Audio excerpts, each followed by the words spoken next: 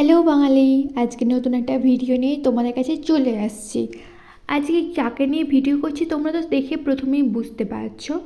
এবার তাহলে আমরা ভিডিওটা শুরু করি, আর তোমরা পুরোটা দেখার জন্য সাথে থেকো। আমাদের কাঞ্চন কাকুকে সবাই চেনো, আর আমি কাকু বলে সম্বোধন করার একটাই কারণ আমার থেকে যথেষ্ট বড়, তাই কাকুই বললাম। সকলের মতো তো দাদা বলতে পারবে না। এই কাকুকে একটা সময় সমস্ত মেয়েরা চড় মারতো, ধরে মারতো। মেয়েরা কোনোদিন পাত্তাই দিত না। এই যেমন একটা মেয়ে চড় মারলো, এরপরে তোমাদেরকে দেখাচ্ছি একটা মেয়ে এমন মেরেছে যে চোখ মুখ কালো হয়ে গেছে। ओ भाई ये क्या है? কাকু নিজেই বলছে সুস্থ মহিলারা তার প্রেমে পড়তো না। উপায় ছিল না, কোনো মহিলারা আমার সঙ্গে আসতে রাজিও হতো না, প্রেমেও পড়তো না। কাকু এসব দেখে ভয়েতে বললো আমি আর বিয়েই করব না। তারপরে কাকু এসব সহ্য করতে না পেরে পুলিশ কাকুকে বললো এখান থেকে নিয়ে চলো কাকু। পুলিশ কাকু, আমাকে এখান থেকে নিয়ে চলুন পুলিশ কাকু। কিন্তু কাকুর প্রেমে এক সুন্দরী রাজকন্যা মজে গেল। তারপরে কাকুকে বিয়েও করে নিল। কিন্তু কাকুর সেই বউয়ে আর মন ভরল না, ওই জন্য কাকু আবার বিয়ে করলো। समझ रहे हो? এইবারেও কাকুর একটি সুন্দরী রাজকন্যার সঙ্গে বিয়ে হলো। কিন্তু কাকু সুন্দরী রাজকন্যাকে ছেড়ে দিয়ে তখনই সে শুরু করলো নতুন খেলা। প্রথমে তো সে মানতে চায়নি যে সেটা তার 3 নম্বর বউ, কিন্তু সময় কথা বলে, তাই সময়ের সাথে আমরাও বুঝতে পারলাম। এতে কোনো পরকীয়ার কোনো সিন নেই, কোনো কেস। আচ্ছা, কোনো সিন নেই। তারপরে শ্রীময়ী বলে একটি নবাগতা অভিনেত্রী, যাকে তুমি চেনোই না, কোনোদিন বোধহয় নাম শুনেছো বলে আমার মনেই হচ্ছে না। সে বেচারা সাথে নেই, পাঁচে নেই। সে বেচারা 7-এ নেই, 5-এ নেই, শুধু 4-এ আর 6-এ ছিল। এরকম দিন আসেনি যে আমি একটা বিবাহিত পুরুষের সঙ্গে সম্পর্ক করব। একদম, তোমার এতটাও দুর্দিন আসেনি যে একজন বিবাহিত পুরুষের সঙ্গে সম্পর্ক করবে। শুধু টাকা থাকলে সব হবে, আর কিছু দরকার নেই। সত্যতা, truth will come out.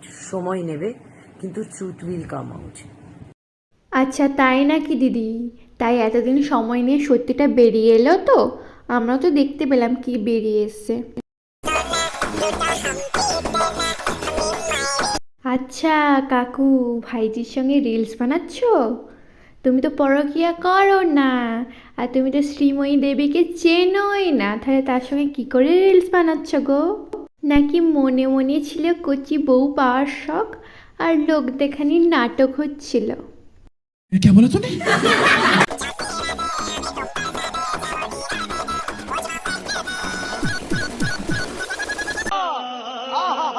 কাঞ্চনদা proper একটা নাম কাঁধ পাইনি। কাঞ্চনদা কান নিয়ে কি করবে গো? তোমার কাঁধে চড়ে ঘুরবে নাকি মেলাতে? দুজনে একসঙ্গে ঘুরবে তাকে কাঁধে নিয়ে?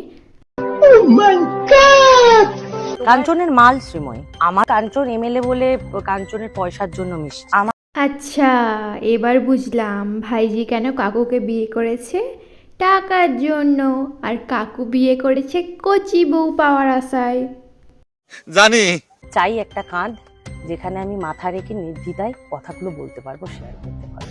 হ্যাঁ গো, তার আগে দুটো বউ ভেবেছিল কাঁধটা খুবই শক্ত, কিন্তু লাস্টে দেখা গেল সেই কাঁধটা প্রচণ্ড নরম।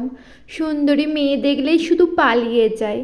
তুমিও ভেবে রেখেছো, কিন্তু কতদিন যায় দেখা যাক। এবার লোক বলে বলে বলে বলে প্রেমটা কুড়িয়ে দিল। আচ্ছা, আজকাল লোক বলে বলেও প্রেম করিয়ে দিচ্ছে। আমাদের কবে হবে গো? আমাদেরকে একটু বলো না, তাহলে আমরা একটু প্রেম করার চান্স পাই। আবার প্রেম করলো তো করলো, বিয়েও করে নিল, বাহ।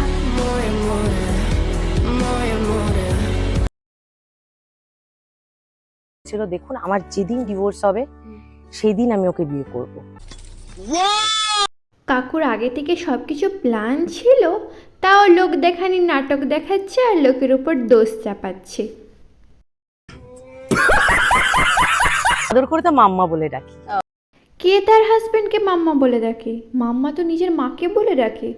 মানে এদের পুরো টোটালি মাথা খারাপ হয়ে গেছে, এদেরকে পাবনা পাঠানোর ব্যবস্থা করা হোক।